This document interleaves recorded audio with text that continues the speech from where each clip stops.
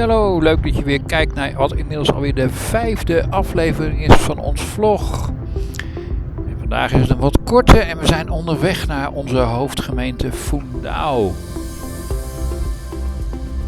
Dan gaan we hier naar binnen. Fundão ligt niet zo gek ver bij ons vandaan, kilometer of 20. We kunnen tegenwoordig makkelijk over de snelweg, want we betalen geen tol meer sinds 1 januari.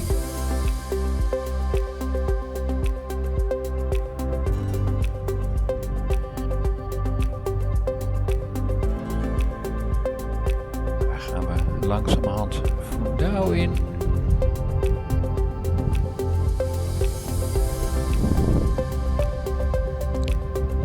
Richting het Marktplein.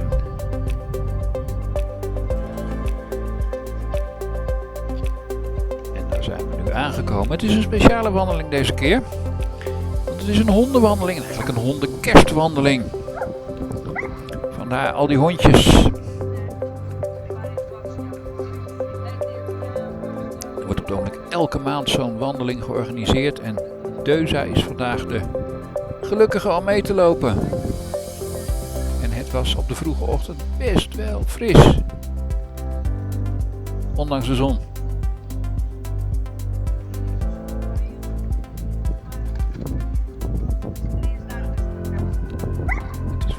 Die hondjes daar. Deze wandeling was ook een beetje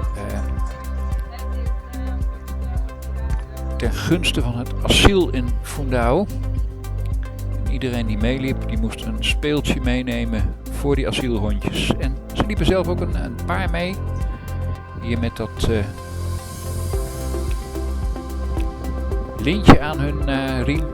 Adopte mee, oftewel adopteer mij. En je zou ze zo allemaal meenemen hoor. Maar goed. En we zijn onderweg. We lopen vrij snel in de richting van het wat oudere centrum van Fundão. Fundão is de eerste keer dat ze van Fundão hoorden was in het jaar 1307. Maar de gemeente Fundão, die in totaal uit de stad Fundão en 23 dorpjes bestaat. Daar zijn al tekenen van 7000 jaar voor Christus dat het al bewoond was.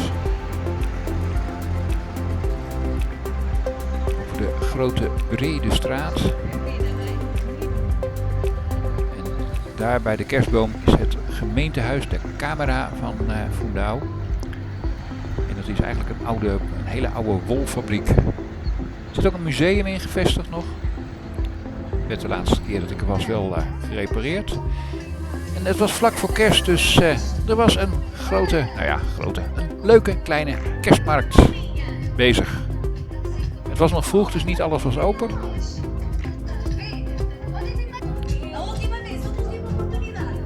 Maar Fundão doet echt heel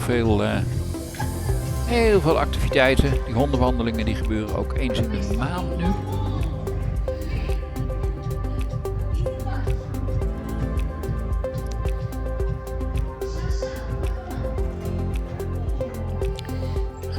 Fundão heeft in totaal, in 2021 hadden ze iets van 26.000 inwoners, maar er zaten al die 23 plaatsjes bij. Dus het lijkt een enorme stad, maar er zijn maximaal iets van 8.000 of 9.000 inwoners in Fundão.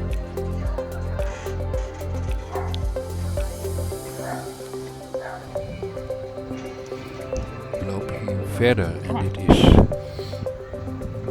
echt het historische oude centrum van Fundão in. Wat ongeveer in 1492 begon met groeien. Ten tijde van de ontdekking van Amerika, maar dat had er niks mee te maken. Wel met het feit dat de toenmalige koning en koningin van Spanje alle Joden het land uitgooiden. En dit is een ander gebruik rond de kerst, de Madeiro. Vlak voor kerst wordt deze enorme stapel hout voor de kerk aangestoken. En die moet dan een aantal dagen branden, dat lukt niet elke keer, maar dat doen ze in bijna alle dorpen hier in de Beira. En dit is onze wandeling in Fundão zelf dan.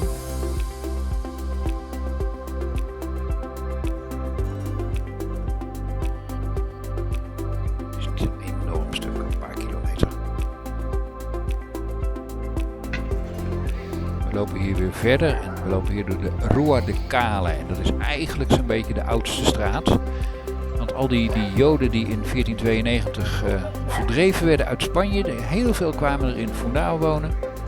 Werden overigens door de Portugese koning ook verplicht bekeerd tot het christendom. Heel veel deden dat, want dat gaf ze toch wat extra mogelijkheden. En ze worden nog altijd de nieuwe christenen genoemd. Degenen die daarvoor al bij het katholieke geloof nog waren, dat waren de oude christenen. En ook hier trouwens allerlei kerstactiviteiten, zoals deze hele grote sneeuwbol.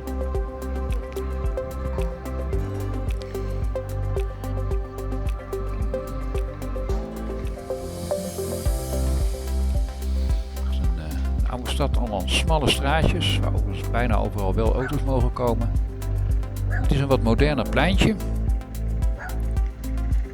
Even een rustmomentje en een momentje om wat uit te leggen over hondengedrag. Hondjes deden allemaal overigens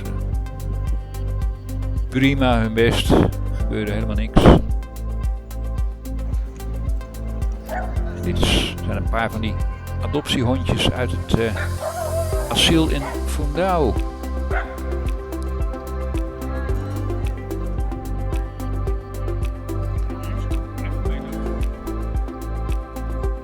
we weer verder. Daar staat het zonnetje.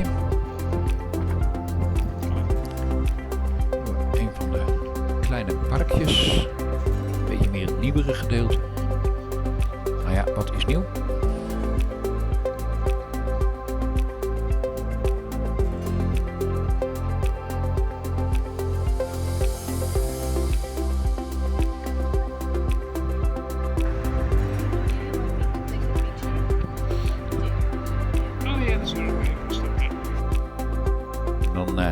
Zijn we alweer terug op het grote marktplein waar elke maandagochtendmarkt is.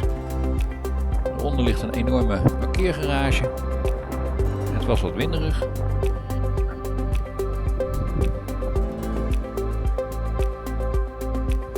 Het centrale punt van Fundao. En Deuza vindt het best. We gaan weer op huis aan. Geel lintje betekent een beetje afstand houden. Daar staat onze mobiel. Leuk dat je gekeken hebt. Tot de volgende keer weer. En dan gaan we op zoek naar vissen op 700 meter hoogte. Tot ziens!